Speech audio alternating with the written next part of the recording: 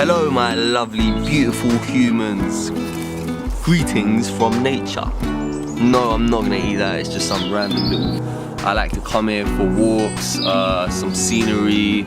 It's a bit nicer than the park around the corner from me, which is just like a plain field. Nothing there, nothing really going on. Here I can walk around and immerse myself in nature, walk through the forest, hear some birds tweeting around. And yeah, today's a beautiful day for it, so why not?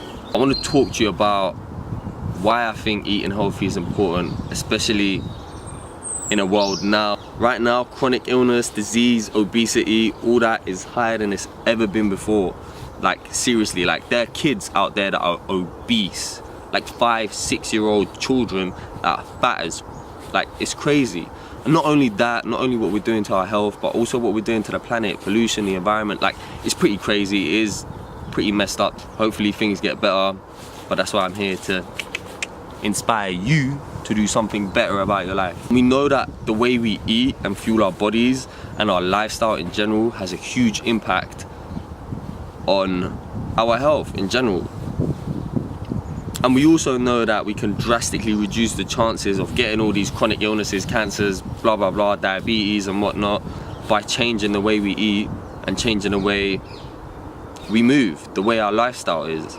We can drastically reduce the chances of getting any of these. And so why is it so hard? Why do many people struggle to eat healthy or struggle to change their lifestyle or their current way of being in order to live a better life? Well, if you guys have ever dieted before, you know that it's pretty hard. And I hate the word diet because many people associate it with something else other than what it actually is, which is what we eat and the way we eat in general. And if you followed one of these before, you know that it's hard. And it's hard because of how ingrained the way we eat is in our culture, our tradition, our upbringing, the media, everything around us is... For me personally, I'm around 20 years old, and that's 20 years of conditioning, of routine, of habits that I personally may not be aware of, but that's just built who I am. So it's hard to change all of a sudden and just go straight to like a healthy diet or a healthy way of eating. And upbringing is really important. The way you've been brought up to eat for all these years will have a big impact on what you put on your plate today, tomorrow, what you have for lunch, what you have for dinner, what you have for breakfast, etc. The way you feed your kids, the way they feed their kids, the generation after that. It all starts from upbringing, I would say, and the way you are brought up and raised. Don't think that 20 years of eating a certain way and then trying something new for 2 weeks is going to change that, because it won't. You need to stick with it for much longer than that for it to become a habit and for you to really and truly adapt to that. And that's why I hate it when people say that certain illnesses, say like diabetes or obesity, it runs in the family, or oh, it's just genetics, my mum has it so I might have it too. When you're still drinking 10 tablespoons of sugar with your coffee the same way your mother is. Don't try and tell me that disease is genetics. Of course, genetics does have an impact on it, but way less. When really and truly, when you look at things better, diets run in the family. Diets run in the family. You eat the same way your mum eats. She eats the same way her grandmother eats. It's the same, like literally diets go through generation after generation after generation. Coincidence? But I also think another issue when it comes to eating healthy and why people might struggle to do it, it's just too much misinformation and too much confusion. There are honestly so many bullshit articles out there that are just, I don't know, I'm speechless. I'm speechless when I read them, and I'm even more speechless when I hear people reading them to me, believing it. It mind boggles me. I don't know. And people believe anything these days. People believe something they read in a newspaper article, one sentence, and bang, that's it, they're sold. And it's bullshit. Like, go read 20 articles, inform yourself about that subject, and then form your own opinion or judgment around it after that, when you have a sufficient amount of studies and facts to back it up with and whatnot. Don't just read something and like believe it straight away. Like, really look into it before you make an opinion of it. Yeah, and I think a lot of people struggle with that. It's just they don't know how to start. They see all these these different methods. Oh, shall I do low carb? Maybe that's gonna help me get healthier, or this and that, and it's just like, stop, just start from the basic. Another thing when it comes to eating healthier and people changing their current eating habits is they'll just make up excuses, but then I think some of them genuinely aren't educated enough to know that that's not the way it is. But they blame it on things like it might be too expensive, or it doesn't taste as nice, or it isn't available to me as much as junk food is and processed foods are, and that's bullshit. Eating healthy is not expensive. I'm sorry, but in most countries, I don't know exactly where you're from, but in most countries, meat is probably the most expensive thing. Like, you buy a steak or something and it costs like £6-7 depending on where it is. Maybe like 3 chicken breasts cost like £4 or £5. Do you know what I can get for £4 or £5 in an organic whole food store? I can get bags of rice, beans, veg, like so much, like seeds, nut, like so much. I can get so much for the same price that you get when you pay, I don't know, like. So no, it's not expensive. A rack of bananas costs in the UK, I think around £1.20, depends how many bananas you get. But I'm sorry, £1.20 for like 6 to 8 bananas, when it costs like 60-70p for a bloody Kit Kat. So don't go around saying that it is expensive, because it's not. Like, some of the cheapest foods are whole foods, like rice and beans and seeds, and literally some of the cheapest foods. And like, fruit isn't that expensive, veg isn't that expensive. I buy 4 beetroots for like 60-70p. That's crazy. That's crazy. What could you buy with 70p in a normal corner shop or something?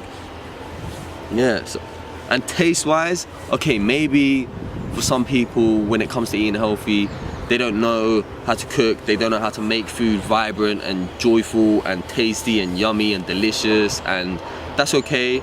But start with education and just educate yourself, read about it, try some new things. Guys, if you don't think healthy eating is tasty, please check out the food that I make on Instagram. Check out my smoothie bowls and tell me that it's not tasty. Like, come on.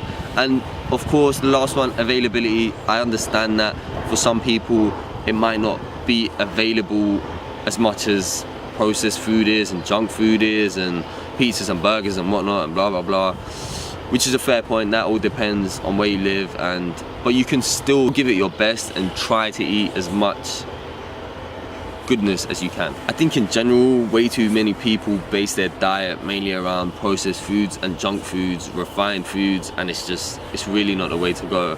And I think once you truly understand how these foods impact you on a deep cellular level, and like, you use this food as fuel, I don't want to fuel my body with bullshit. It's crap. There's no substance to it. It's not made for me. It's far from natural. It's processed. It's man-made. It's just not the way we're meant to eat. And do you know what's really crazy? Most people nowadays are too scared to eat a banana because it's carbs, or they'd rather have a bloody low-carb, gluten-free, dairy-free, unlimited edition protein bar with brown rice syrup and maltodextrins and oxides and eons and chemicals, all kinds of bullshit, and they're really and truly scared to eat a banana because it's too much sugar or too many carbs. Shut up, don't give me any of that. Yeah, and they just think because, and this brings me to another point, just because something is gluten-free or paleo or organic or dairy-free or vegan or whatever, it does not mean that it's healthy. It really doesn't. Too many people get attached on these low-carb phrases and gluten-free terms, and they think just because something is gluten-free or organic, that it's good for me. No. None of those phrases mean shit. Yeah, and I think these terms really confuse people, or they'll look at a diet and, oh, I need to do a paleo diet because that's the best way to do it, or keto, I need to do a keto diet because I can't burn fat otherwise. People get too caught up in all this, and it's just like, it's really not the way to go. The way to go is going back to the roots. Honestly, go back to nature, eat real food. And by real food, I mean more whole food, plant-based ingredients and less of everything else. Bang. More plants, less of everything else. Real food, whole food that grows from the ground. Yeah, so I really think that we need to go back to eating real food.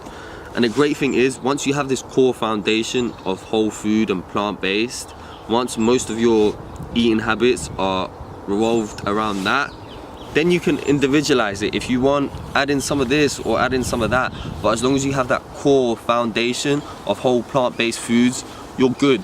And then you can throw in some products or something that satisfies you in, I don't know, but make it an 80-20 game. Eat 80% whole food, plant-based ingredients, and 20% of everything that satisfies your soul and tickles your taste buds. And like, you'll be good. Honestly, that's the best way to go. So some of you may wonder, why did I change my eating habits and why do I really make an effort to eat a lot healthier now? Well, now I think it's become part of my lifestyle. I've been doing it for about a year, 2 years, and I've never felt better before.